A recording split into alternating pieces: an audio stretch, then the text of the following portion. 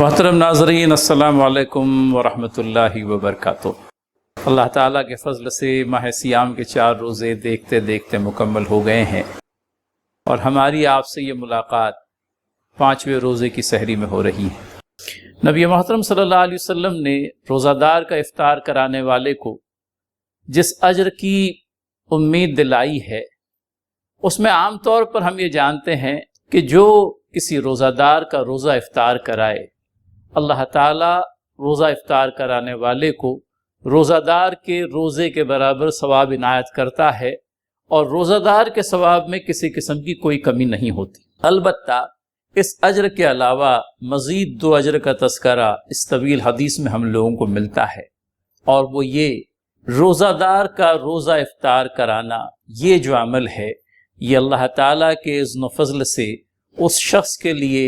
گناہوں سے مغفرت اور دوزخ سے نجات کا سبب بھی بنے گا۔ اندازہ کرنے کی ضرورت ہے کہ عمل اپنے آپ میں کتنا چھوٹا، کسی روزہ دار کا روزہ افطار کرا دینا، اور پھر یہ بھی نہیں کہا گیا کہ کوئی بڑا اہتمام کیا جائے، بلکہ اصحاب رسول اللہ صلی اللہ علیہ وسلم نے جب اپنی تنگ دستی کا اظہار کیا اور نبی محترم صلی اللہ علیہ وسلم سے یہ کہا کہ ہم میں سے ہر کوئی یہ استطاعت نہیں رکھتا کہ روزہ دار کو اچھا سا افطار کرائے، نبی محترم صلی اللہ علیہ وسلم نے اس وقت جو جواب دیا وہ اصحاب رسول اللہ صلی اللہ علیہ وسلم کے دلوں کو کھلا دینے والا تھا۔ ان کے دل کھل گئے اس جواب سے۔ کہا نبی محترم صلی اللہ علیہ وسلم نے کہ جو کسی روزہ دار کا افطار تھوڑی سی لسی سے،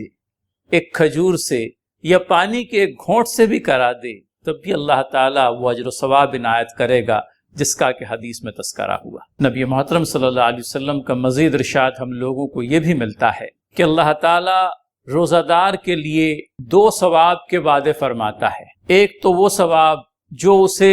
روزہ افطار کرتے ہوئے جو خوشی اور مسرت ہوتی ہے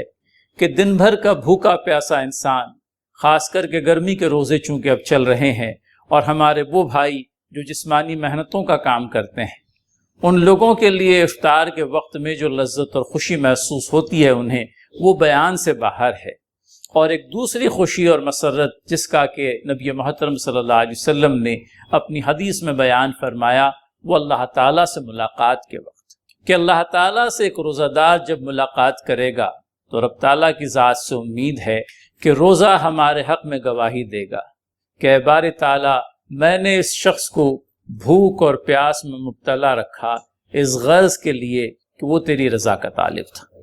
اور اللہ تعالیٰ روزے کی حجت کو ہمارے حق میں اگر شرف قبولیت عنایت کر دے تو روز قیامت ہمارے لیے اس سے بڑھ کر کے خوشی اور سعادت کی بات کیا ہو سکتی ہے۔ پھر اللہ تعالیٰ کے نبی صلی اللہ علیہ وسلم نے یہ بھی ارشاد فرمایا کہ اللہ تعالیٰ روزہ دار کے منہ سے نکلنے والی جو بو ہے، وہ بو اللہ تعالیٰ کو پسند ہے۔ یہ در حقیقت ایک ایسی شے ہے جو فطری طور پر ہو جاتی ہے کہ آپ دن بھر جب بھوکے اور پیاسے رہتے ہیں تو فطری طور پر آپ کے منہ سے ایک مخصوص قسم کی بو آتی ہے۔ اب یہ ضرور ہے کہ منہ کی صفائی کرنا چاہیے، روزے کے دوران میں بھی مسواک کا استعمال کر کے جہاں آپ ایک سنت کو تازہ کریں گے وہیں پر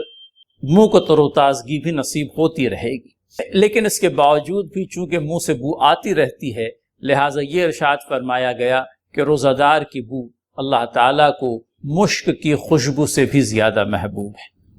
روزہ دار کو اس بات کی تلقین فرمائی اللہ کے نبی صلی اللہ علیہ وسلم نے کہ جب وہ روزے کی حالت میں ہو تو نہ فساد کرے، نہ دنگا کرے، نہ گالی گلوچ کرے۔ اگر کوئی شخص اسے گالی دیتا ہے یا اس سے جھگڑا کرتا ہے تو وہ اس سے کہے کہ میں روزے سے ہوں، میں تمہارے اس عمل فضول کے اندر میں حصہ دار نہیں بن سکتا۔ روزے کو اللہ کے نبی صلی اللہ علیہ وسلم نے ڈھال بتایا، تمام تر خرابیوں سے ایک اللہ تعالیٰ کی طرف سے عنایت کی ہوئی ڈھال۔ اس ڈھال کو ہم استعمال کر سکتے ہیں جھوٹ کا مقابلہ کرنے کے لیے، غیبت کا مقابلہ کرنے کے لیے، چغلی کا مقابلہ کرنے کے لیے، جسم کے تمام تر اعضاء کو شر میں مبتلا ہونے سے روزہ ہمارے لیے ایک ڈھال ہے۔ اس ڈھال کا بھرپور استعمال کریں۔ رمضان کے اس موسم کے اندر میں جب اس ڈھال کے استعمال کرنے کی قابلیت ہمارے اندر میں پیدا ہو جائے گی، اللہ تعالیٰ کی ذات سے امید ہے کہ غیر رمضان میں بھی روزے کی حالت میں نہ ہوتے ہوئے بھی یہ ڈھال ہمارے کام آئے گی۔ اللہ تعالیٰ ماہ سیام کے بقیہ تمام تو روزے ایمان اور احتساب کے ساتھ ہمیں رکھنے کی توفیق دے، اور اس مہینے کو ہمارے لیے خیر و برکات کا، مغفرت کا، دوزخ سے کل خلاصی کا باعث و ذریعہ بنائے۔ آمین یا رب العالمین۔ وصلی اللہ تعالی وعلی آل محمد وآلہ وصحبہ اجمعین برحمتک یا ارحم الراحمین۔